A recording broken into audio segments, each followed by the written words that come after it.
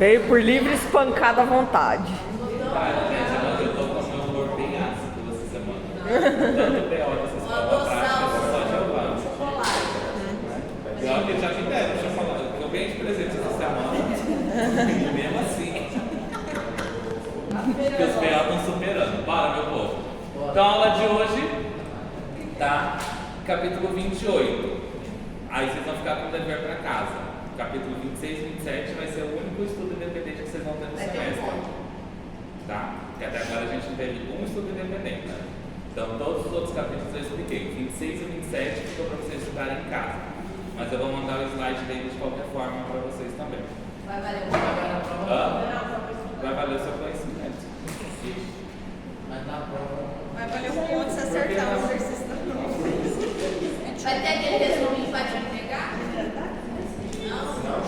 Não, vocês não mereceram para o final.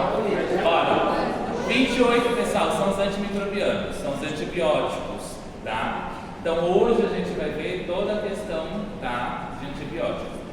Antibióticos ainda faz parte, tá, da nossa matéria, não é de farmacologia. Farmacologia vocês vão entender e estudar mais a profundo os mecanismos de ação, mas a gente vê hoje. Hoje vocês têm que entender os conceitos. Tá? Então aqui está bem resumidinho a questão dos conceitos, tá? Que é o que vocês precisam dominar, tá? Porque quando vocês chegarem lá no quinto, em fármaco mesmo, aí vocês vão voltar a estudar essa questão dos conceitos e aplicar esses conceitos, certo? Aí vão estudar posologia, as indicações, aqui vocês também vão ter as indicações, não tem posologia, tá? Que é a miligramagem, quantos miligramas, por quanto tempo, tá? Então isso daí é lá na farmacologia. Aqui o que vocês têm que dominar é o nome da medicação, tá? Que é o que eu já passei para vocês em todas as outras aulas. Lembra que nos slides tem, né, indicação e está só o nome da medicação, tá? Não tem a posologia. E quando tem a posologia é uma ou outra porque é aquela característica própria dela, que está dose única, né? Que é a única coisa que tem ali nos slides de dose, tá? Mas mesmo assim eu não cobrei dose de vocês, somente o nome, tá? Que é o que corresponde à nossa matéria. Não só tu, né? Bora. Então, generalidades em questão dos antibióticos. Então, a gente tem os antimicrobianos, tá? São substâncias químicas ou naturais, tá? Sintéticas ou naturais, capazes de distribuir ou inibir a proliferação de alguns micro-organismos. Então, a gente tem hoje em dia a maioria dos nossos antibióticos são sintéticos, são produzidos, tá, de compostos de moléculas criadas em laboratório. Então são substâncias que não existiam naturalmente na natureza, né, e foram desenvolvidas. Porém, a gente tem muitos antibióticos que são de origem orgânica natural, tá? Principal antibiótico, nosso primeiro antibiótico que deu boom na relação da microbiologia. Qual é? Penicilina, tá? Penicilina foi desenvolvida, né, foi descoberta na realidade por um acidente, tá? Porque pelo fungo Penicillium, tá? Que é um fungo que vocês provavelmente conhecem, se duvidar vocês já comeram ele, tá? Por engano, certo? Sabem qual é o Penicillium? Que mofa pão, né? O que mofa pão é aquele funguinho verde, tá? Quando você pega um pão ali que você deu uma esquecida nele, você pega o pão. Nossa, já está com chimia, né? O que a maioria faz? Que nem a Tione ali. Corta a parte que deu o mofo e descobre. Vocês vão ver pro semestre. Aí, ó, tá comendo remédio. Né? Tá? Vocês vão ver pro semestre que vem que o penicílio ele realmente é um fungo, mas ele é patógeno, tá? E ele é um fungo filamentoso. Então, quando a gente vê aquele brotinho que a gente, por exemplo, compramos aquele pão caseiro, grandão, né? Aí a gente vê lá uma partezinha do pão, lá na parte de trás, começou um negocinho verde ali, né? Um funguinho verde. Você fala, nossa, só essa parte tá mofada. Você corta aquilo ali e vai comer o resto. Eu fazia isso, agora a gente já tá? Por quê? Tá? Porque é um fungo filamentoso. Aquela parte que a gente vê, aquela parte verde ali que a gente vê, tá? É a parte reprodutória do fungo filamentoso. O fungo filamentoso, ele se divide em parte aérea, que é o que a gente vê, que é reprodutória, tá? E a parte nutrícia, que é o que a gente não consegue ver, tá? Que está totalmente enraizado ali, tá? Já tinha coberto tudo. Quando ele sai a parte reprodutória, quer dizer que todo aquele alimento já foi contaminado. Porque se você viu hoje, exemplo, tá? Hoje é quinta, vi hoje, fui tomar café, vi ali aquele pão com um brotinho mofado ali. Aí eu vou deixar para amanhã. Amanhã eu vou dar uma olhada. Aquele negócio que era uma bolinha pequenininha, né? Já está uma comunidade ali. Aí você pega, depois de amanhã, o pão inteiro já está verde. Você fala, nossa, mas cresceu tão rápido. Não é que cresceu rápido, ele já estava lá, só que a gente não conseguia ver, tá? É que nem mofo de parede. Vocês já tiveram parede mofada? Ou tem algum privilegiado que nem sabia que parede mofava? Né? Às vezes tem uns privilegiados que não sabiam que a parede mofava. Os meios de apartamento. O que ocorre? Você pega o saco, vou fazer meu nome na faxina para limpar aquele mofo da parede. Você esfrega, né? Passou a tarde toda. O que acontece?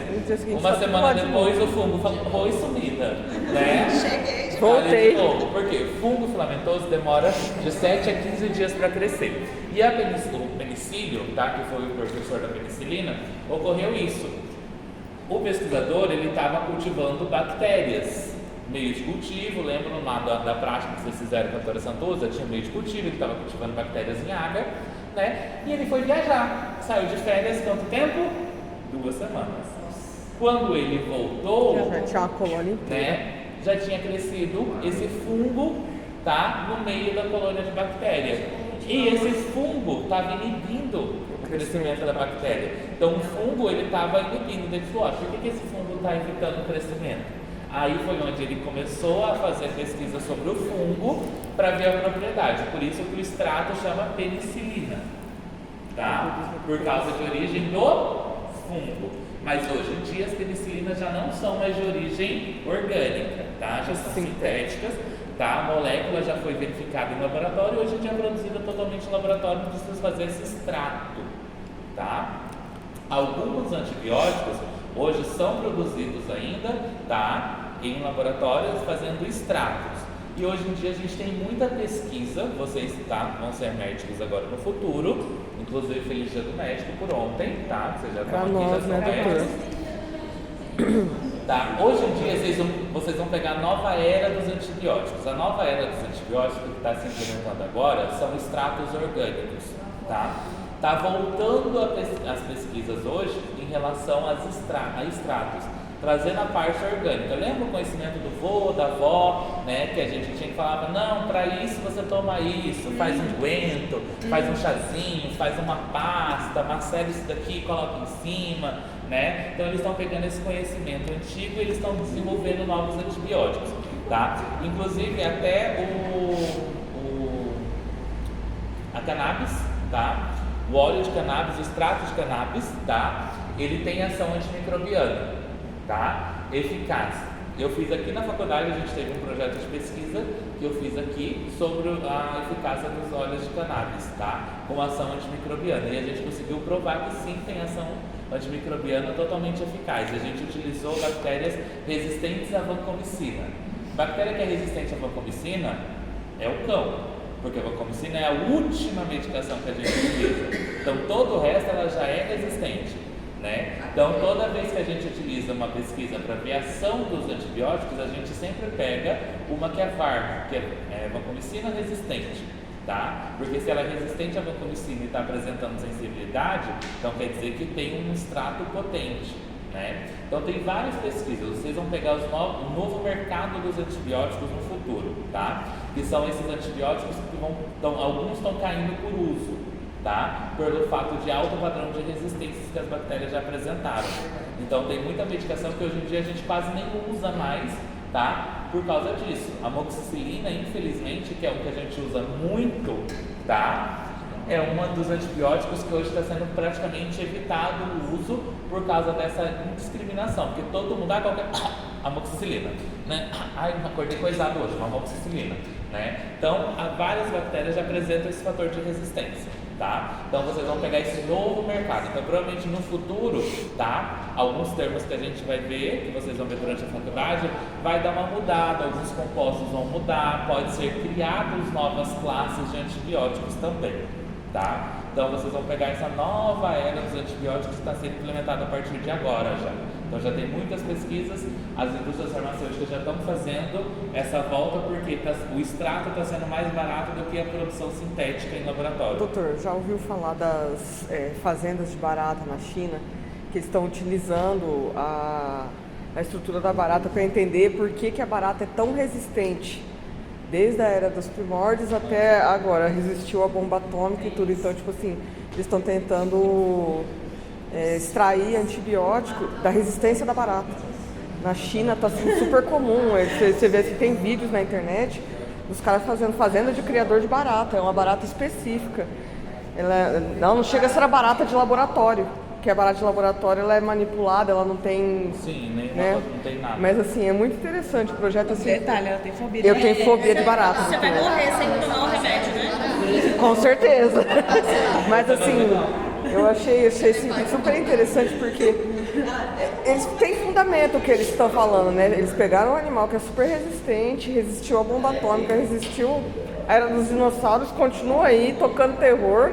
Você vê que a comunidade da barata só cresce, né? E eles vão extrair, eles estão extraindo antibiótico já das baratas. Você... É só jogar uma barata. Não, você me mata, correndo. Tita, eu tenho fobia daquelas pererequinhas. Não, aquilo lá vai de boa. Agora a tal da barata, doutor. Eu vou assim, vou desfalecendo assim aos poucos. A única vez que eu desmaiei na minha vida foi com uma pererequinha que ela pulou na minha cara. Aí quando eu acordei, eu tava em outro lugar já. O que aconteceu? Pegar daquelas do Mato Grosso que é bem grandona, com os Não. dedão, sabe? Criada. Rã, sapo, essas coisas eu não tenho fobia. O meu problema é com aquelas pererequinhas. Porque eu desmaiei nem brava quando eu trabalhava. Eu tava no laboratório, tinha uma dentro do laboratório e ela tava atrás de uma bancada que eu usava. Aí eu tava trabalhando na bancada, não sei o quê. Aí eu escutei um barulho. Aí eu falei, o que tem atrás dessa bancada? Aí eu fiz assim, ó. Não. Foi Foi automático. Acordei em outro canto, ninguém sabia o que tinha acontecido comigo. Tiveram que ver na câmera do laboratório. Eu tava trabalhando, eu tava numa manipulação de uma análise. Só escutaram um cadáver lá dentro, em cima das coisas. E daí ninguém sabia o que tinha acontecido, eu não sabia explicar. Daí a gente foi ver na câmera que pulou na minha cara. Foi automático. Enfim, bora lá. Então, essa questão dos antibióticos, hoje em dia, a gente ainda tem empregado, que é a clínica antiga, mas vocês no futuro vão ter essa nova clínica à disposição. Vindo para a questão dos conceitos, o que a gente precisa entender da ação dos antibióticos, tá? Então, o antibiótico ele pode ter uma ação bacteriostática, tá? Que é aquele agente antimicrobiano que tem a propriedade de inibir a multiplicação bacteriana. Então, quando eu falo bacteriostático, Inibição. eu paro o crescimento. Não estou falando que eu estou matando. Não, você tá só Tá? brincando. Só estou parando a proliferação. Então, o que tem ali permanece. Só não vai multiplicar, não vai aumentar. Tá? Hã? O quê? Aquele trequinho do meu gato.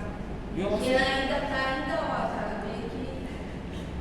Mulher, tu que tem um negócio, não sabe que eu fui eu que nem lembrava. Lembra que eu falei que o meu gatinho tinha me ganhado? Sim. Aí só mandou eu tomar aquele remédio. Eu tomei. Só que aí, ó, ainda ficou resistente. Mas saiu ou tá só uma cicatrizinha do Tá que só tá? cicatrizinha. Então, tchau, Então, obrigado. você acha que ficou? Mais 2 dias, Miriam. Você tem mais 2 dias. Qualquer coisa nós vamos lutar, cara. Você nem usa esse braço mesmo. Tu não é destra? Tu não é canhota? Credo, doutor, eu te amava tanto por você. Não, cara, eu tô te dando uma solução, sei que eu não quero. Brincadeira, bora. Então, quando a gente fala bacteriostático, eu tô falando que esse antibiótico ele vai inibir o crescimento, tá? Ele não vai eliminar a bactéria, ele vai só parar que ela se multiplique, tá? Bactericida é aquela agente antimicrobiano que as cepas causam lises, morte bacteriana. Então, quando a gente fala de antibiótico, o nosso objetivo principal é que o antibiótico tenha ação bactericida, tá? Que elimine, não que pare o crescimento, tá? Porque é mais eficaz que a bactéria pare de crescer o que é a elastoforalise. Lembram desse conceito de lise? Hoje a gente vai usar muitos conceitos que vocês pegaram lá por biologia, tá? Que a gente vai ter parte de ribossomos aqui, tá? Que entram em classe de antibióticos só disso, tá? Então a gente vai ter conceitos tanto lá de biologia, conceitos de genética, conceitos de imuno que vocês estão tendo também, tá? Então tem hoje uma aula bem mescladinha. Então alguns conceitos que vocês não entenderem, chega em casa ali, dá uma revisada, porque são conceitos de outras disciplinas que a gente entrega aqui, tá?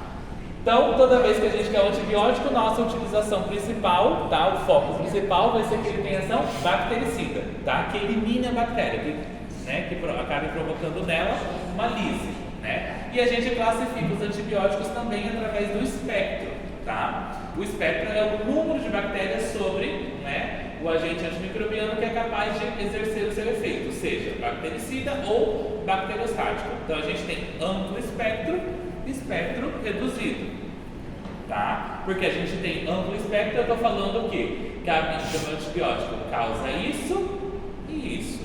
Espectro reduzido, tá? Ou é um ou é o outro, tá?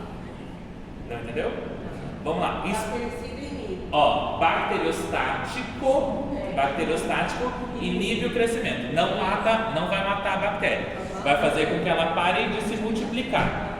A quantidade, exemplo, eu tenho 1000 bactérias ali, tá? Ele não vai chegar em 1001, subir de 1000. Vai ter aquelas 1000, vou parar o crescimento. É como se eu criasse um cercadinho em volta ali, cerquei, localizei e não vai passar. Aí, com o tempo, ela acaba indo, né, sofrendo um processo de lise, de morte, por quê?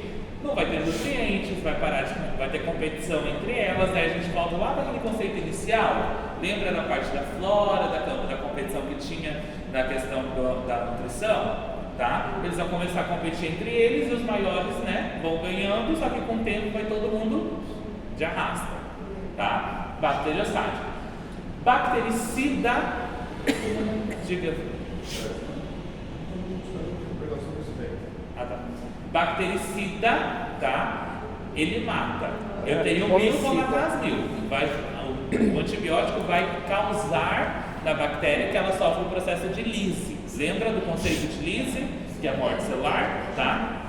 Então ela vai causar isso de diferentes maneiras que a gente vai ver. Pode ser afetando a membrana, o citoplasma, o material genético, tá? Síntese de proteína. Então, a gente vai em diferentes maneiras. Não importa, mas ela está causando um efeito bactericida, que é a eliminação, a estimulação da produção do processo de lise, tá?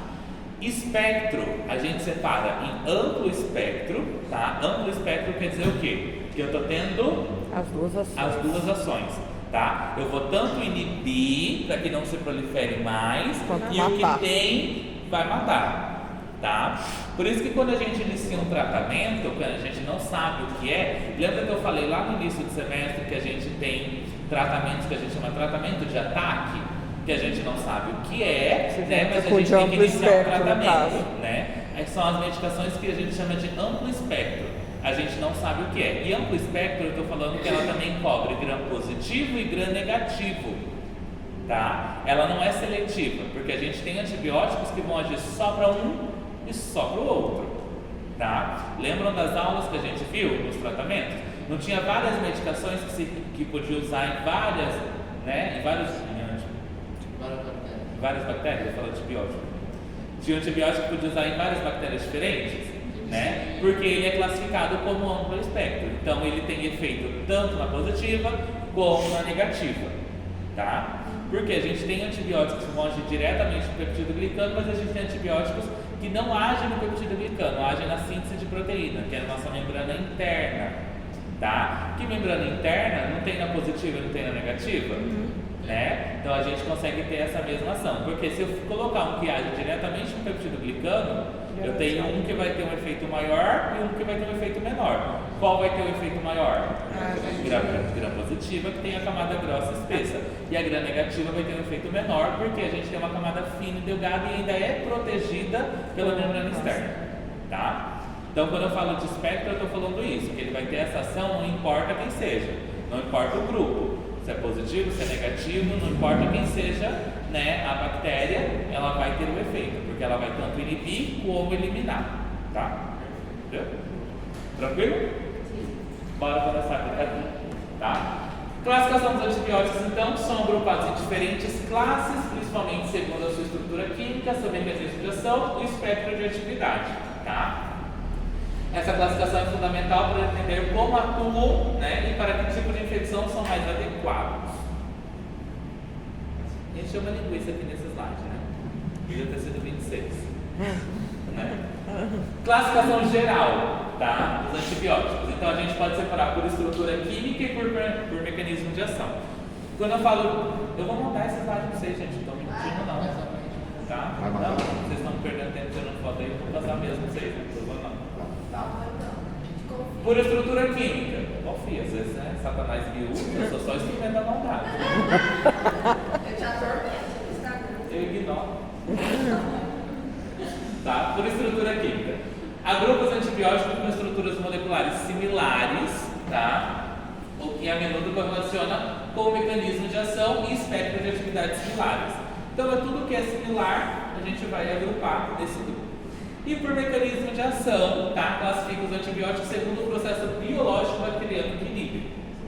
Sendo sincero, a gente utiliza sempre por mecanismo de ação, tá? Porque é mais fácil de classificar, porque conforme o antibiótico vai agir na bactéria, tá? Porque quando a gente traz por estrutura química, tá? Sabe bioquímica que vocês estão tendo? Infelizmente. Eu te falo que não é nada comparado quando a gente joga para a estrutura química, porque realmente é molécula. É entender carbono, entender ponte, hidrogênio.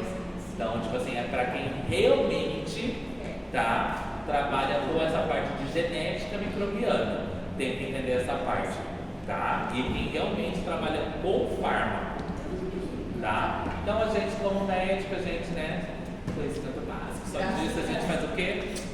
Vamos para o mecanismo, que é mais fácil de entender, tá? Tranquilo isso daqui? Bora!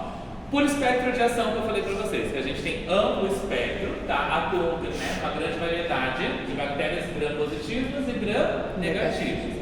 Já gram-reduzido, espectro reduzido, tá? São efeitos contra um número limitado de espécies bacterianas específicas. Então, eu vou usar para um grupo seleto, tá? Então, geralmente, quando a gente vai começar um tratamento e a gente não sabe qual bactéria é, a gente começa pelo espectro estendido. Tem o diagnóstico, já veio o laudo para mim do cultivo que eu solicitei, então eu já sei que aquela bactéria é X e eu vou mudar o meu tratamento para um espectro reduzido que é específico para aquela bactéria. Pode ser que às vezes, né, a medicação que a gente está usando está tendo efeito também. Posso seguir? Posso seguir. Mas se eu quiser mudar, eu também posso fazer essa mudança, tá? Provavelmente vocês já fizeram algum tipo de tratamento que o médico trocou a medicação, né, o antibiótico durante o tratamento. Isso é comum, tá? Não é porque às vezes não estava fazendo efeito, mas é só porque você muda para um mais específico para direcionar, tá? Porque daí facilita. Tranquilos? Principais classes de antibióticos que a gente tem, tá? Que é o que a gente vai ver. A gente tem os beta-lactanos, cefalosporinas, carbapedêmicos, aminoglucosídeos, quinolonas, tá? Oxazolidinonas, tá? E sulfonaminas. Então, esses aqui são os principais que a gente vai usar na clínica, tá? Então, a gente como médico, falando como clínico, porque aqui ninguém sai como especialista, como clínico dia a dia, não importa onde você vai atender, tá? Ah, meu sonho é trabalhar num UBS. Ótimo, tem que saber isso. Ah, meu sonho é trabalhar na bagaceira de um pronto-socorro. Ótimo, tem que saber isso. Não importa seu sonho, tá? Não importa a vaga que tu conseguiu, é o conhecimento que tu tem que ter, tá? Ah, eu quero me especializar em psiquiatria. Sempre vai ter um doido que vai estar com infecção. Tem que saber isso, tá? Então, não importa a especialidade, sempre tem que ter o conhecimento básico. Isso é conhecimento básico, tá? Hã? É, infelizmente, tá? Beta-lactâmicos, tá? Quando a gente traz os beta-lactâmicos, constitui uma classe mais grande dos antibióticos, tá? Utilizados e se caracteriza pela presença de um anilho beta-lactâmico, tá? Que é um anilho aromático, já viram isso por bioquímica? Anel aromático, tá? Então eles têm na composição química, na sua forma química, todos que são classificados como beta-lactâmicos, eles apresentam esse anel aromático, tá? Que é chamado de anilho beta-lactâmico, tá? Que é um anel específico, mas nada mais é do que uma cadeia aromática. É um grilo. Tá? E a gente tem É um grilo. cefalosporinas, carbapenetos e monobactâmicos, tá? Então, aqui a gente tem os principais antibióticos que a gente usa na nossa clínica. Quando a gente fala dos beta-lactâmicos, sim ou sim, diariamente, quando você está consultando, a gente acaba tendo penicilina, amoxicilina, oxacilina, cefalexina, ceftriaxona, cefepima, tá? Imipenem, meropenem, tá? Asprionam. Isso aqui vocês têm que saber para a vida, não estou falando só para a prova. A aula de hoje é para a vida, vocês levam, tá? Infelizmente não foca só em prova, foca para a vida. Isso aqui é o básico do básico do básico, que é o que a gente tem que saber, tá? Então, beta-lactâmicos é o principal grupo que a gente tem. É o grupo... Não é barato não, ali é um grilinho. Não, grilo. Mata não. Só ferir gravemente. Vamos usar antibiótico de amor. Sou evangélico.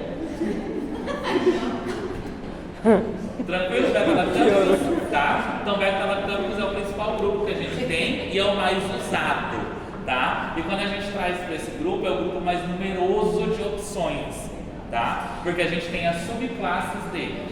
Então, toda vez que a gente fala, lembra das bactérias que eu falei assim, está separado que são beta-lactâmicos, tá? Quando eu falo que elas são beta-lactâmicos, é contraindicados usar qualquer um desses, tá? Então, são os principais que a gente tem. Então, por isso que toda bactéria que a gente classifica como beta-lactâmico, tá? Eles são resistentes, tá? Porque eles vão ser resistentes a todos esses. Então, quer dizer o quê? Que aquela bactéria específica, que é classificada como beta-lactâmico, ela desenvolveu o potencial de quebrar o anel aromático, tá? Beta-lactâmico, que essas medicações possuem. Por isso que não tem efeito sobre ela, tá? Porque ela conseguiu converter esse anel aromático em substrato. Tranquilo? Sim. Aminoglucosídeos, tá? Macrólidos e tetraciclina. A gente tem gentamicina, tá? Eritromicina e doxiciclina, tá? Os principais, e azitro aqui também, os principais utilizados. Esse daí ainda faz parte do beta. Ainda faz, para vocês verem como é numeroso, tá?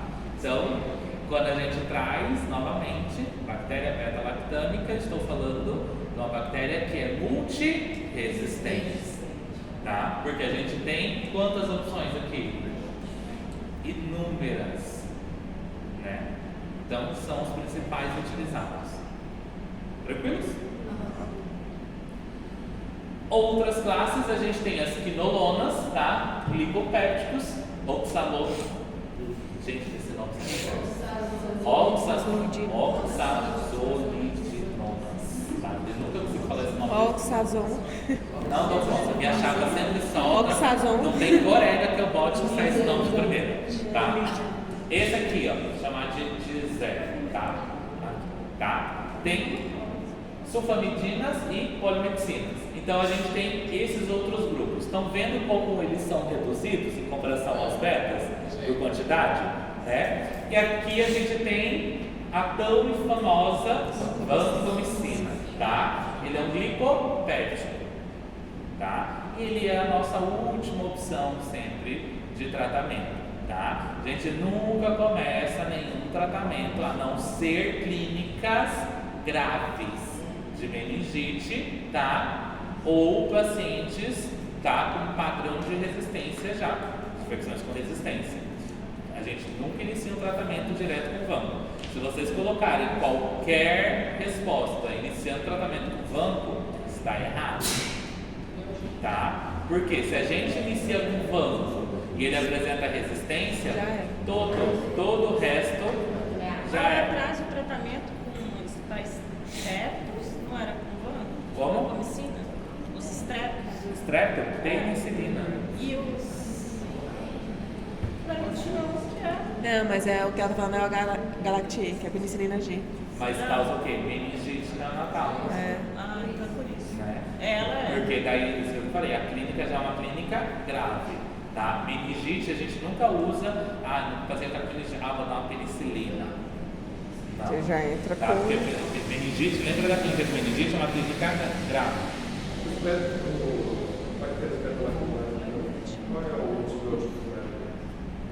Aí a gente parte para qualquer um desses. Quando é classificado como beta-lactâmicos, o VAMP é a última opção. Qual que é a primeira opção? Cipro. Então sempre que tem ali, a gente sempre começa pelo quê?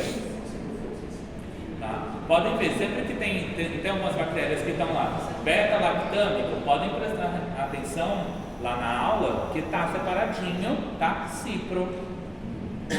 Porque ela é classificada como beta-lactâmico, sempre tem esse nomezinho aqui. Né?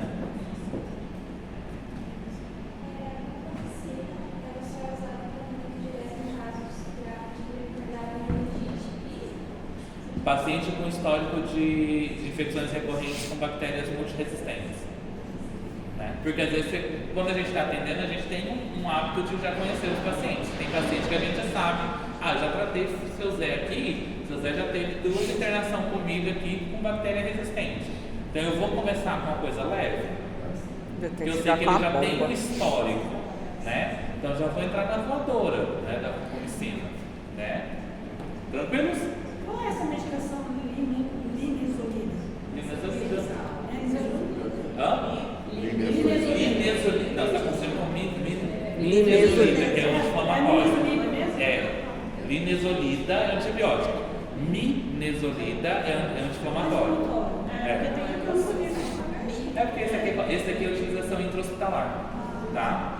Tem algumas medicações que a gente não prescreve, tá? Polimedicina B, tá? Essas polimedicinas aqui, tá? É totalmente utilização intra-hospitalar. A gente não prescreve para o paciente tomar em casa. A gente prescreve que são utilizações de controle interno. Então a gente tem que prescrever farmacêutico hospitalar, ele tem que autorizar, porque são medicações que a apresentação é única e exclusiva intravenosa, tá? Isso daí vocês vão ver lá em fármaco, tá? Vocês vão ver essas classificações, tá? Porque tem medicações que a gente pode prescrever para o paciente fazer o tratamento em casa ou ambulatorial de qualquer maneira, tá? Mas tem medicações que a apresentação dela é exclusiva para ser intravascular, tá? Então eu preciso que o meu paciente esteja internado para mim fazer o tratamento. Por quê? Eu vou dar a medicação para o paciente, levar para casa, para ele aplicar em casa? Não, né? Peraí. E se criar resistência contra a medicina? Oração, menino, ótimo. Tá? Brincadeira, a gente vai para as polimedicinas, tá? Então, a gente sempre vem para vanco, porque vanco, a apresentação dela, a gente tem tanto intravenoso como oral, tá? Então, se criou resistência para cá, a gente parte para a polimedicina, tá? Tanto que, em geral, quando o paciente está internado, geralmente no TI, quando está nesses casos mais graves, sempre está associado vanco com polimedicina, tá? Pacientes graves, gente, já grava. Nunca é uma medicação só. Nunca, tá? É sempre um combo. Tá? E às vezes você pega, parece que o paciente está fazendo um químio de tanta medicação que coloca, tá? Porque se o paciente tem uma infecção, ele pega outra coisa, tem um risco de outra coisa, então você só vai acrescentando, tá? E é uma coisa que a gente tem que prestar atenção, tá? Principalmente em dosagem da medicação e a administração, a via de administração. Vocês não viram o que aconteceu com a criança agora esses dias, com aquela médica, tá? Porque era para ser inalatório e foi intravenosa, tá? Ela está correndo o risco de perder o CRM dela, tá? Porque a bicha ainda foi burra de ser honesta e mandar no WhatsApp, né? Todo mundo, quando acontece essas coisas, gente, vocês aprendem. Bota nele para correr atrás de alguém, ó. Tá? Vocês vão ver. Não sei quem vai dar bioética para vocês, mas como médico vocês saibam que a gente tem que se ajudar. Classe a gente se ajuda. Por quê?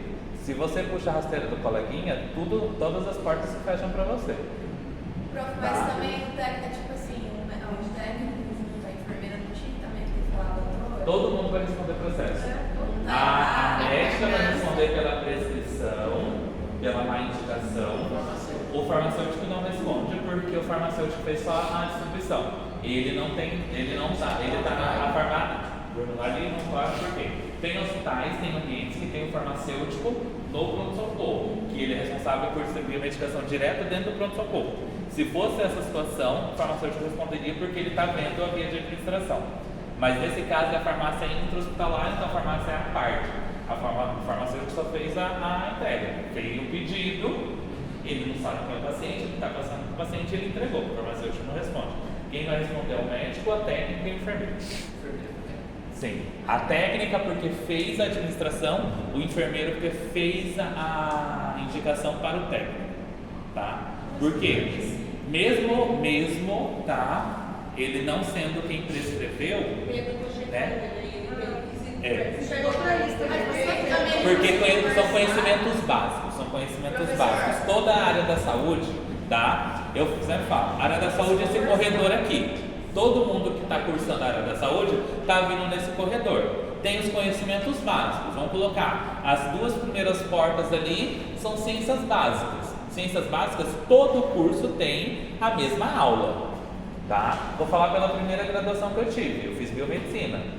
Meus 2 primeiros anos de biomedicina, eu tinha aula junto com farmácia, com psicologia, com fisioterapia, junto. Não estou falando que, a gente dividia o mesmo ambiente, era um professor para o mesmo ambiente. Então não tinha diferença. O mesmo conhecimento que fulano teve, eu tive. Era a mesma aula, o mesmo docente, são ciências básicas, tá? Então eu falo, farmacologia, eu não vou mentir, farmacologia eu aprendi na minha primeira graduação, porque eu tive dado por uma farmacêutica, tá? Ela era professora de farmácia e ela dominava. Cara, se você conversar com aquela mulher, você fala, não. Até hoje, o que eu sei é graças a ela. Lógico, aqui na medicina a gente aprende a farmacologia focada para a prescrição, tá? Porque é o que a gente vai fazer, tá? Lá eu aprendi tudo, porque ela tinha que dar um conceito geral para tudo, eu aprendi tudo. Eu sou grata à minha primeira graduação por causa disso, que eu tenho um conhecimento muito amplo disso. Porque eu consigo ver tanto a prescrição como a questão da manipulação, tá? Então, quando a gente traz esse conceito, a gente tem que dominar isso também.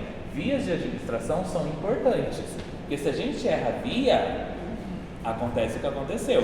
É diferente você prescrever uma adrenalina inalatória para uma intravenosa. As ações são totalmente diferentes. Inalatória serve como broncodilatação, tá? Intravenoso, o paciente tem uma descarga adrenérgica, tá? Se ele não está em parada, você estimula a parada, tá? Então você está fazendo uma iatrogenia, tá? Iatrogenias, a gente perde o nosso certificadinho, tá? Como médico, tá? 6 anos mínimo. Ainda bem mestre. Tá? Mínimo, porque se a pessoa ainda é especialista, bota mais no mínimo 3 anos, tá? E aí você coloca mais um fellow, já são 4, você já fechou 10. Se você quiser uma subespecialidade, são mais 3 anos, né? Então você sempre vai, querendo ou não, o médico sempre está estudando.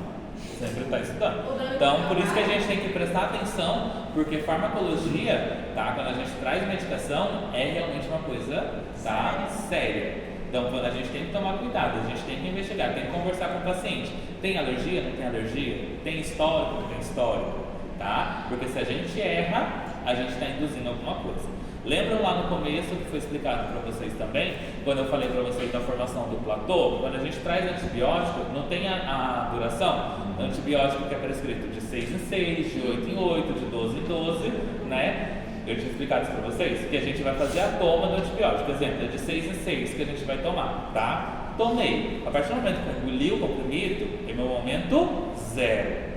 Aí eu começo todo o processo da absorção dele. Ele vai sendo absorvido, eu tenho a formação, tá? Tenho o meu pico máximo da absorção no meu organismo. Aí eu tenho a formação do platô, que é quando estabiliza. Então eu cheguei no meu ponto máximo e aqui ele vai ficar fazendo o efeito. O efeito do antibiótico é quando a gente tem esse ponto máximo, tá? Chegou nesse ponto máximo, ele começa a fazer esse platô, tá? Que é aquela linha reta no gráfico que chama platô, né? Quando a gente fala de 6 em 6, o que está falando? Porque quando eu chegar próximo dessas 6 horas de eu tomar, eu ainda estou no platô. Não estou falando que esse platô diminui com 6 horas. Das 6 horas ele cai. Não, ele geralmente vai até 8 ou até 10 horas, tá? Esse platô.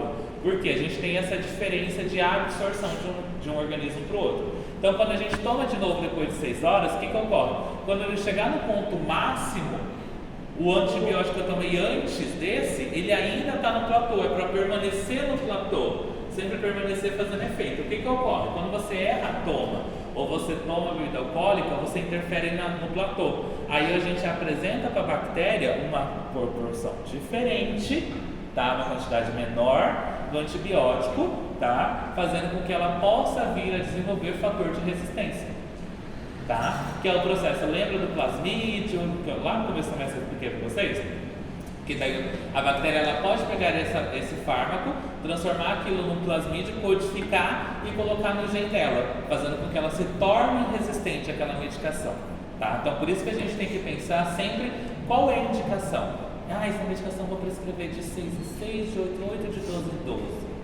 Você tem que sempre pensar qual que é a indicação, porque cada antibiótico, tá, e cada infecção tem padrões diferentes, tá? Então por isso que a gente sempre tem que ver o paciente num todo. Por isso que eu falo para vocês que micro é importante, que micro vocês vão usar pro resto da vida profissional de vocês. Lá no futuro vocês não vão lembrar de muita coisa que vocês tiveram nesse ciclo, tá? Mas micro vocês sempre vão lembrar. Sempre vão olhar e falar, nossa, aquele gordo tinha razão. Ai, o que aquele gordo falou aquele dia mesmo, gente? Nossa, não lembro agora. Tá? Por quê? Micro sim ou sim vocês vão usar. E é a única matéria clínica que vocês têm aqui, tá? No ciclo básico. O resto, lá na frente, vocês vão esquecer de físio. Nossa, físio vocês nem vão lembrar. Né? Falar, nossa, físio é aquela matéria que entra o negócio, é outro negócio, tem aquele negócio lá. Eu nem lembro o que faz mais, né? Quem que dava físico, vocês vão lembrar, mas o gordo aqui vocês vão lembrar pro resto da vida de vocês. Mas não vai lembrar de vida. Hã? O trauma foi tão grande, né? Anos de terapia, ai, olha. Isso aí, gente, façam terapia, vocês estão precisando. Tá? Bora. Mecanismo de ação, que é o que a gente em si precisa dominar, que é o que a gente, né, usa em relação ao mecanismo, não a estrutura química. Tá? Mecanismo de ação, a gente tem inibição da síntese da parede celular, alteração da membrana citoplasmática, inibição da síntese proteica, inibição da síntese da função dos ácidos nucleicos e inibição das vias metabólicas. Fácil, só 5. Essas 5 vão se ramificar em mais quantas? Nem tanto assim. Tá? Brincadeira. Hã? Assim? Não. Tá repreendido? Não, 18? Não, tô tá bem suave, não, O senhor 18. faz uma cruz assim. Fiz. Seguimos. Inibição da síntese da parede celular. Tá? Quando eu trago inibição da síntese da parede celular, eu tenho 2 classes dos antibióticos que a gente viu antes. A gente tem 3, beta-lactanos, glucopéptidos e fosfomicinas, tá? O que ele vai fazer, tá? Ele vai agir aqui, ó, parede celular bacteriana, uma estrutura rígida. O que dá a estrutura rígida da parede celular? Peptido glucano, tá? É essencial para a sobrevivência da bactéria. Lembra que eu falei que o peptido que dá a estrutura? Então, se o peptido se arranja em forma de um coco, a bactéria vai ser um coco. Em forma de uma balinha, vai ser um coco. Se ela se arranja em forma de um bastonete, vai ser um bacilo, tá? Então, conforme a estrutura que ele se organiza, é a morfologia que a bactéria apresenta. E é o que dá a estrutura.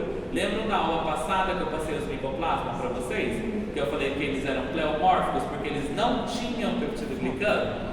Né? Não tem uma forma específica? Não é uma forma específica, porque elas não têm estrutura. Por isso que elas são confundidas muitas vezes com vírus, porque elas não apresentam. Olá. Que isso? O que aconteceu? Os protocolos aqui foi tudo Dá um difícil. sinal difícil logo. Difícil? Não, esse é Lisandro. Tá? Ou o Gabriel, né? Hã? Ou o Gabriel, né? Vocês é Lisandro. É, Tá? nossa, Então, com Lisandro. Ela vem, igual. Vem.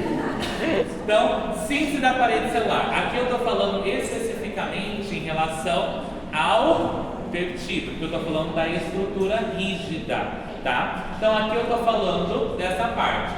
Os antibióticos que atuam aqui estão blando debilitam a parede, fazendo com que a bactéria seja suscetível à lise osmótica.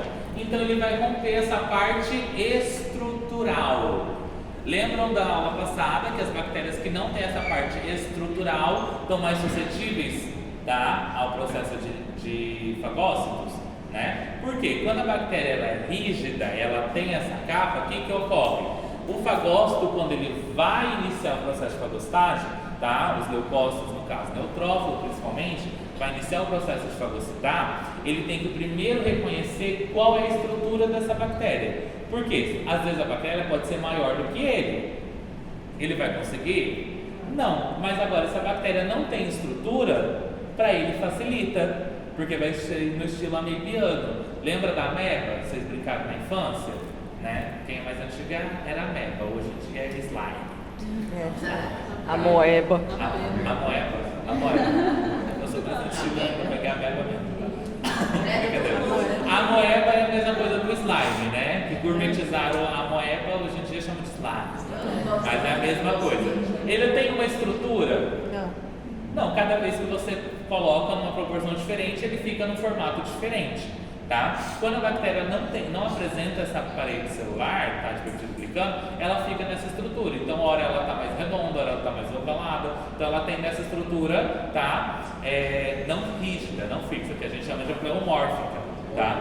Então, fazendo com que o fagócito consiga, porque na hora que ele consegue fazer a adaptação, ele vai sugando, né? Como se ele estivesse sugando de canudinho líquido, né? Porque ele vai vindo, vai se moldando conforme o fagócito quer. Então, isso facilita nessa questão da estrutura.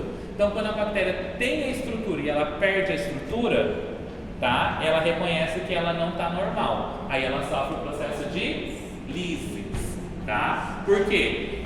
A barreira de peptídeo glicano vai controlar, tá, também a passagem de coisas. Então, quando a gente perde essa barreira, a gente vai evitar, a gente vai facilitar a passagem, seja de aumento de nutrientes ou aumento de líquido, fazendo com que ela sobredilui, tá, o que ela tem.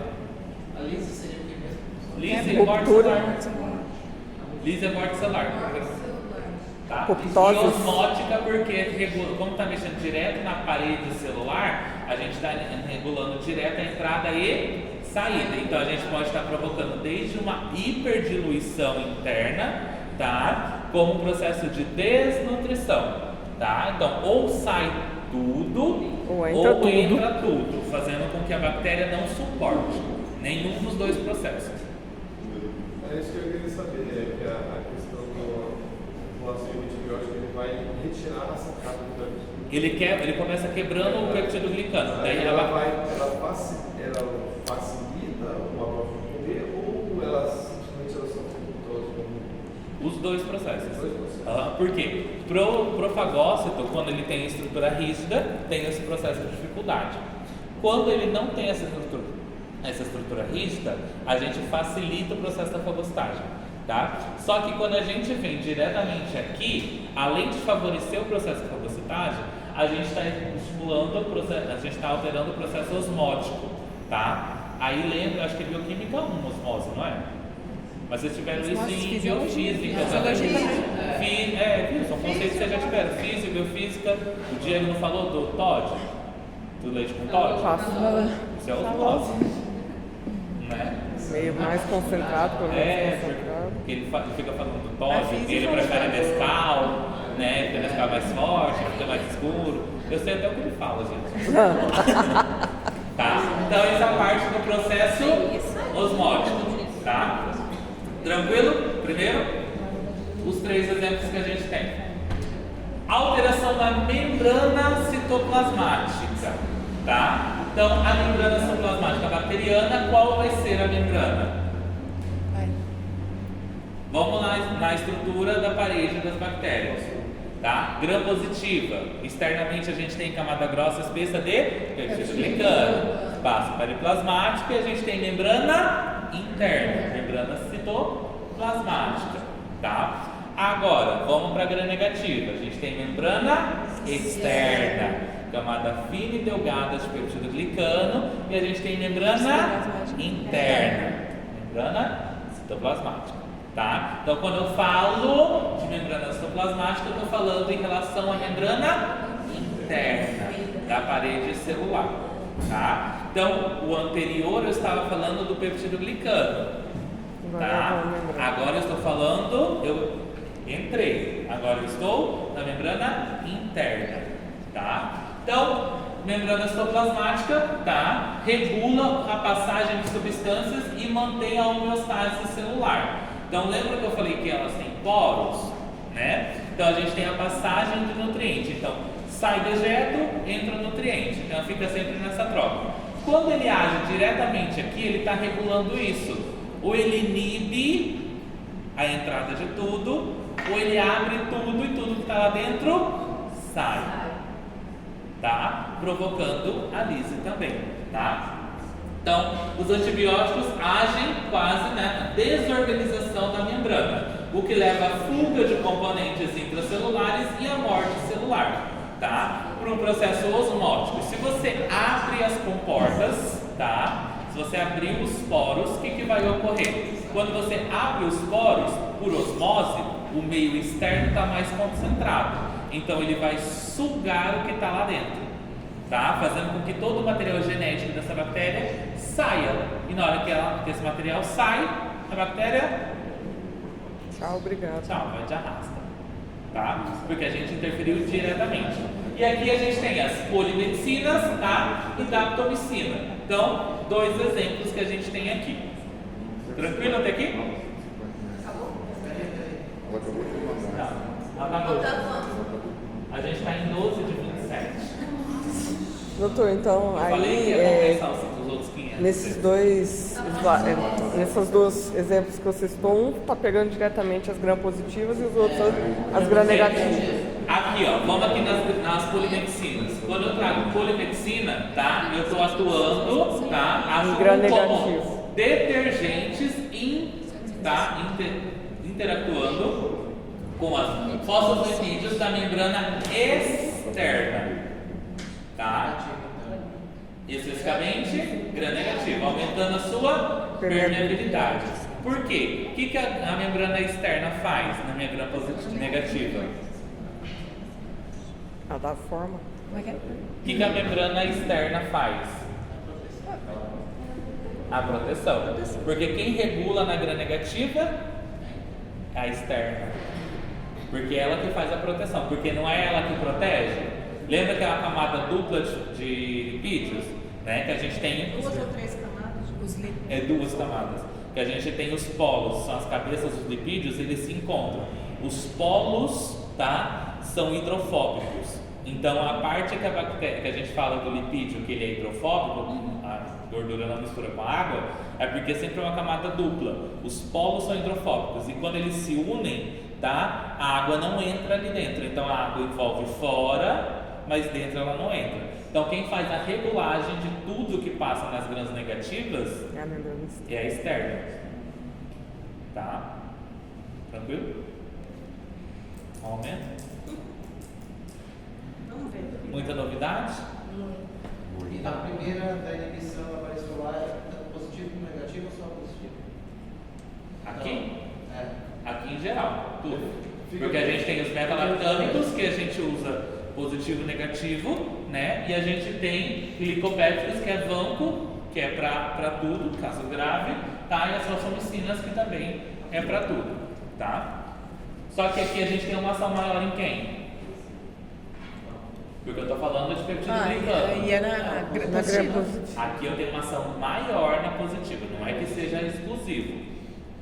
Porque aqui eu tenho predominância de peptídeo glicano na gram-positiva. Então por isso que a ação é maior na gram-positiva.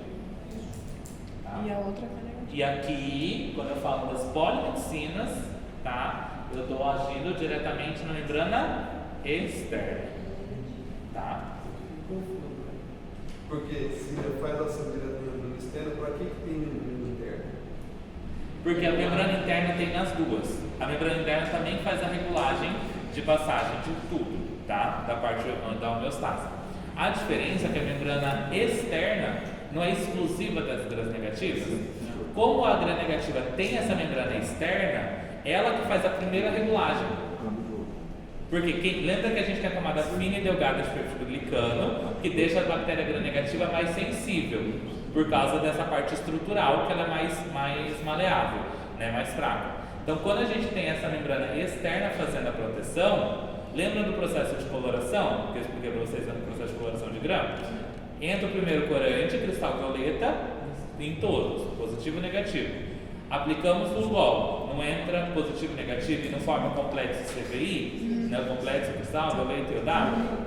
Formando esse complexo, forma nas duas, bem diferente, porque eles agiram na regulagem de ambos. Quando a gente aplica o álcool, o que o álcool provoca? Desidrata, porque ele rompe a membrana regulatória, né? Então ele rompe a camada da membrana externa da gram-negativa e ele age aonde na gram-positiva? Do peptidoglicano. Por isso que o complexo CVI fica preso, tá? Porque ele está regulado pelo peptidoglicano. Já na minha gram-negativa, quando eu rompo essa membrana que está fazendo o controle de entrada e saída, eu perco tudo. Tudo que estava lá dentro não sai, que é o complexo CVI. A gente pode usar esse exemplo da coloração para entender aqui. Porque a membrana interna estava fazendo o controle. Eu perdi a membrana interna, o que ocorre? Lembra que o peptidoglicano da gram-negativa é fino, delgado e cheio de porosidade, que são buracos. Então, quando a gente perde essa membrana externa, a gente está perdendo, tá, todo o controle que tem. Porque o primeiro controle é a externa. Tá? Porque na gram-negativa interna, tá, vai ter o processo de regulagem igualzinho. A diferença é que ela serve mais como proteção do material genético na negativa. Já na positiva, ela serve de proteção e regulagem, porque ela só tem ela, então ela vai fazer os dois papéis.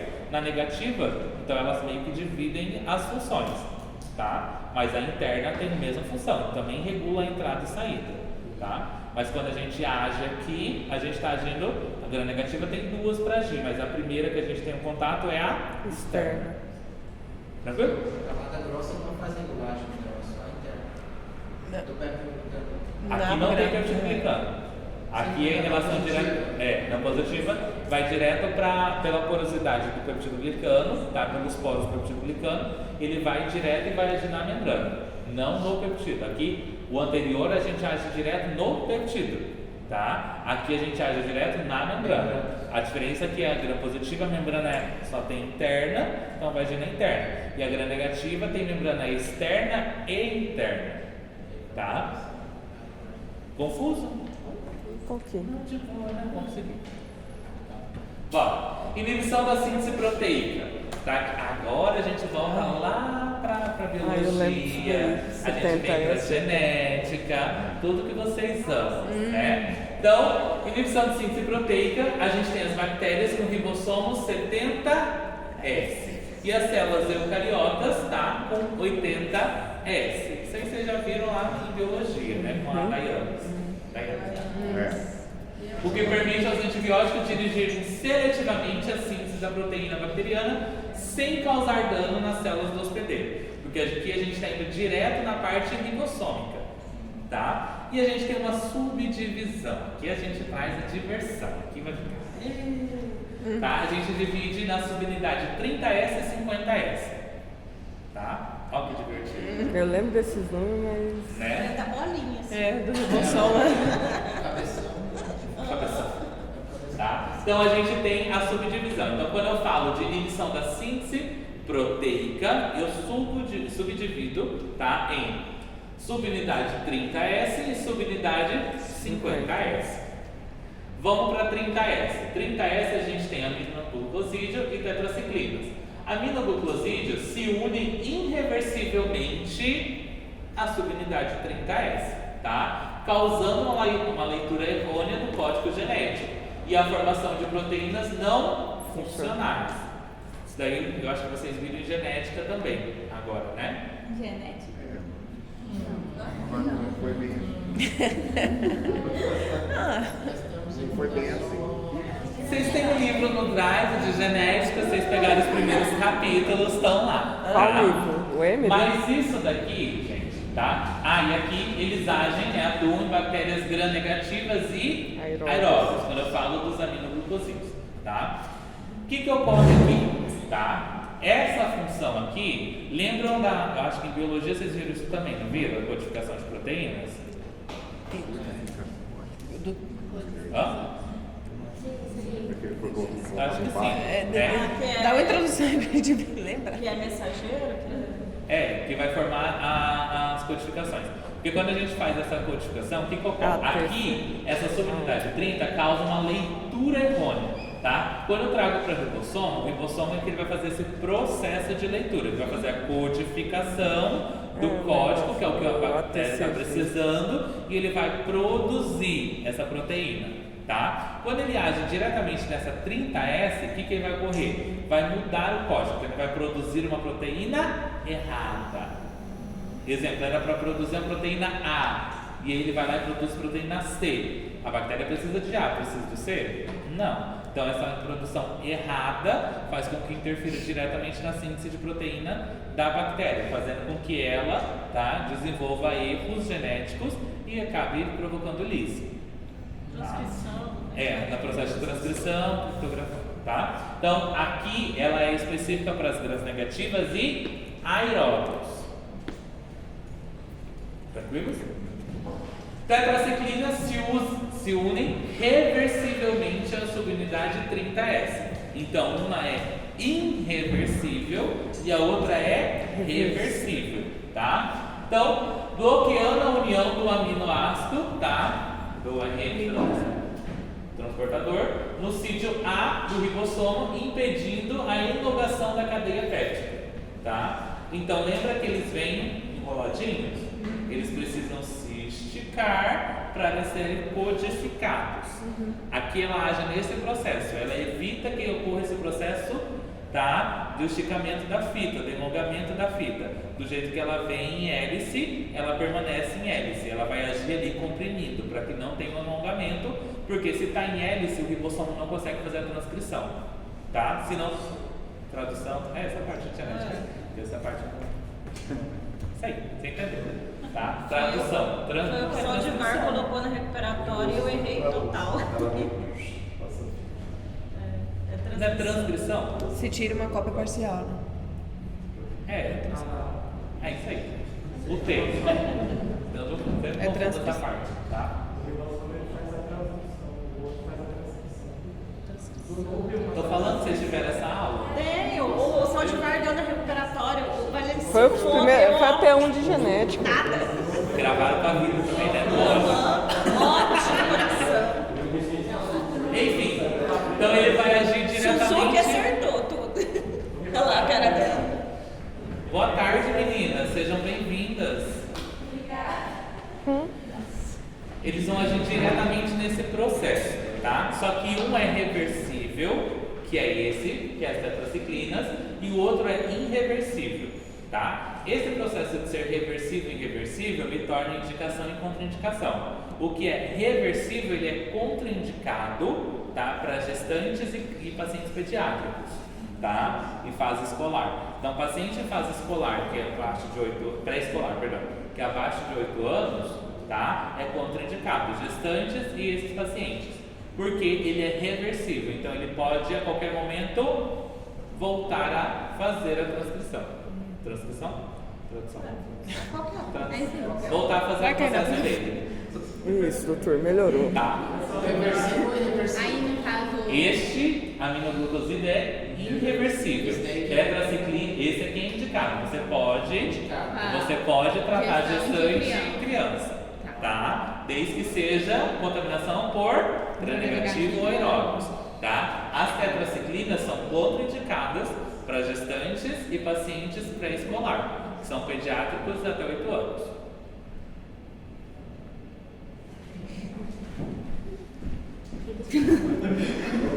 Coração coreano. 50S agora, tá? A gente tem macrólidos, tá? E clorofenicol. Macrólidos se une à subunidade 50S, inibindo a translocação do péptido tá? Do peptil, da RN transferasa, tá? E a enlogação da cadeia péptica. Então ele inibe a translocação e a enlogação da cadeia. Então ele tem duas ações, tá? E o clorofenicol se une à subunidade 50S, inibindo a atividade da peptiltransferase. Tranquilo? Fácil?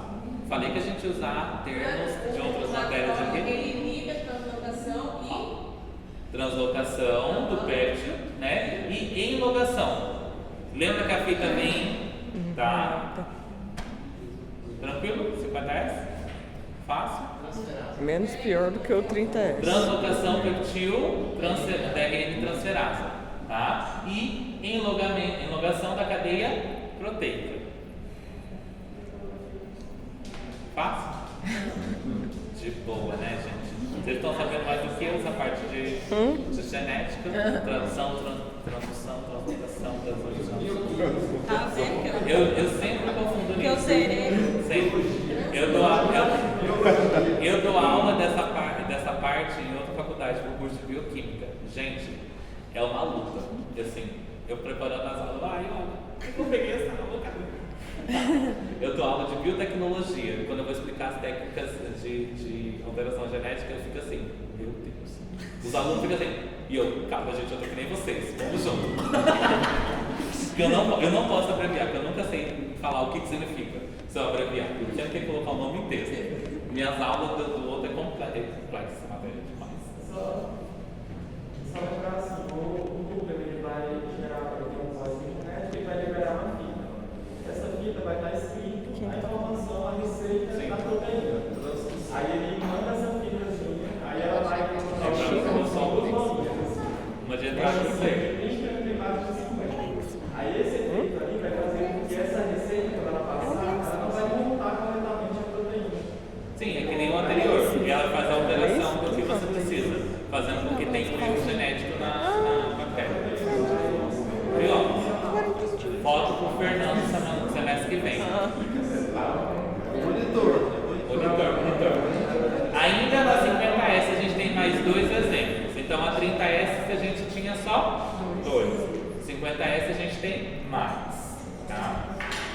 Glicosamidas, que é a famosa clindamicina, que a gente usa bastante também, tá? É similar a macrólidos, inibe a síntese proteica, tá? Unindo-se a 50S.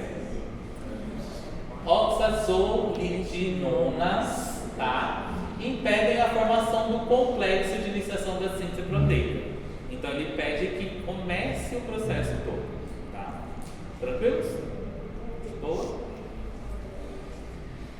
Inibição da síntese da função dos ácidos nucleicos, tá? Então aqui os antibióticos interferem na replicação do DNA e na transcrição do RNA, processos essenciais para a divisão e sobrevivência bacteriana, onde a bactéria vai passar os genes para o próximo no processo da replicação, tá? E no processo da formação das proteínas que ela necessita. Então a gente tem as fluoroquinolonas que inibem as enzimas bacterianas, DNA girasa, tá? Topoisomerasa 4, que são cruciais para a superenrolamento, tá? E desenrolamento do DNA durante a replicação e a transcrição. Então é desde o processo que ela precisa formar a hélice, né, para ficar guardado o material genético, e desde o processo que ela desenrola a hélice, né, para fazer a divisão e a leitura do material, tá? Rifampicinas, tá, que são as rifamicinas. Rifampicina é o único exemplo que tem. Rifampicina, ela é exclusiva, só existe ela, tá? Então ela é um antibiótico que teve que criar uma classe somente para ela, tá? Então quando a gente vem para rifampicina, são as rifamicinas, chama rifamicinas, mas só existe rifampicina nesse grupo, não existe mais nenhum outro antibiótico, tá? Ele inibe o RNA polimerasa, dependendo do DNA, bloqueando a transcrição e a síntese do RNA, tá? Então ela é bem específica, ela tem um mecanismo próprio dela.